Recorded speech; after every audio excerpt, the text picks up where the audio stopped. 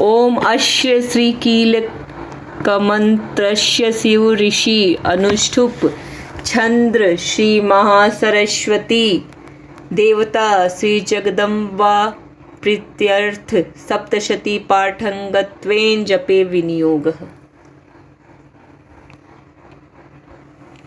जय हो मां।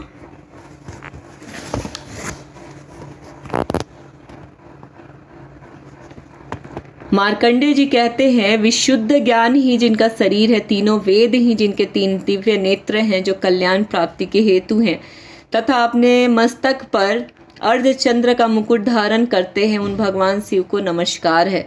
मंत्रों का भी जो अभिकीलक है, अर्थात मंत्रों की सिद्धि में विघ्न उपस्थित करने वाले शाप रूपी कीलक का जो निवारण करने वाला है, उस सप्तशती स्तोत्र को संपूर्ण रूप से जानना चाहिए। यद्यपि सप्तशती के अतिरिक्त अन्य मंत्रों के जप से भी जो निरंतर लगा रहता है, वह भी कल्याण का भागी होता है। उसके भी उच्चाटन आदि कर्म सिद्ध होते हैं तथा उससे भी समस्त दुर्लभ वस्तुओं की प्राप्ति हो जाती है। तथापि जो अन्य मंत्रों का जाप न करके केवल इस सप्तशती नामक स्रोत की से ही देवी की स्तुति करते हैं, उन्हें स्तुति मात्र से ही सच्चिदानंद स्वरूपिणी देवी सिद्ध हो जाती हैं।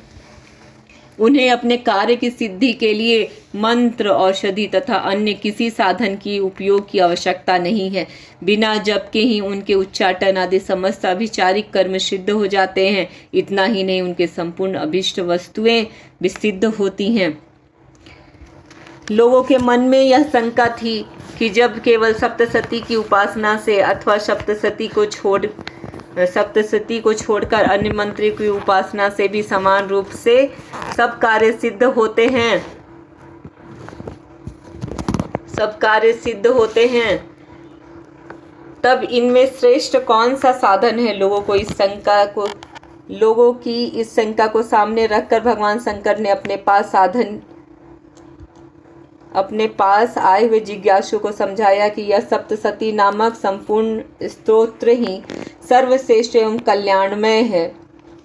तदंतर भगवती चंडिका के सप्तशती नामक स्तोत्र को महादेव जी ने गुप्त कर दिया। सप्तशती के पाठ से जो पुण्य प्राप्त होता है, उसकी कभी समाप्ति नहीं होती, किंतु अन्य मंत्रों के जप जन्य पुण्य की समाप्ति हो जाती है। अतः भगवान शिव ने अन्य मंत्रों की अपेक्षा जो सप्तशती की श्रेष्ठता का निर्णय किया, उसे यथार्थ ही जानना चाहिए। अन्य मंत्रों का जप करने वाला पुरुष भी यदि सप्तशती के स्तोत्र और जप का अनुष्ठान कर ले, तो वह भी पूर्ण रूप से ही कल्याण का भागी होता है। इसमें तनिक भी संदेह नहीं है। जो साधक कृष्ण पक्ष की चतुर्थी अथवा अष्टमी को एकाग्रचित होकर भगवती की सेवा में अपना सर्वस्व समर्पित कर देता है और फिर उसे प्रसाद रूप से ग्रहण करता है, उसी पर भगवती प्रसन्न होती हैं, अन्यथा उनकी प्रसन्नता नहीं प्राप्त होती। इस प्रकार सिद्धि के प्रतिबंधक रूप कील के द्वारा महादेव जी ने इस स्तोत्र को कीलित कर रखा है। जो पूर्वोक्त रीति से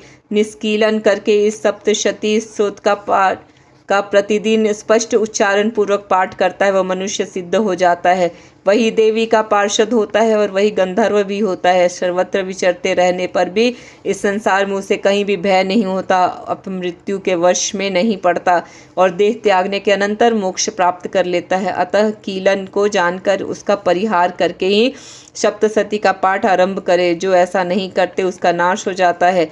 इसलिए कीलक और निष्कीलन का ज्ञान प्राप्त करने पर ही स्तोत्र निर्दोष होता है और विद्वान पुरुष इस निर्दोष स्तोत्र का पाठ आरंभ करते हैं।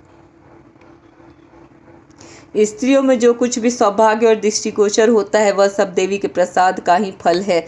अतः इस कल्याण में स्तोत्र का सदा जाप करना चाहिए। इस स्तोत्र का मंद स्वर से पाठ करने पर स्वल्प फल की प्राप्ति होती है और उच्च स्वर से पाठ करने पर पूर्ण फल की सिद्धि होती है। अतः उच्च स्वर से ही इसका पाठ आरंभ करना चाहिए। जिनके प्रसाद से ऐश्वर्य, सौभाग्य, आरोग्य, संपत्ति, शत्रुनाश तथा परम मोक्ष की भी सिद्धि हो, उन कल्याणकारी जगदम्बा की स्तुति मनुष्य क्यों नहीं करते। जय माँ जगदम्बे, जय शेरा वाली माँ, तेरी सदा ही जय हो। अम्बे रानी, तेरी सदा ही जय।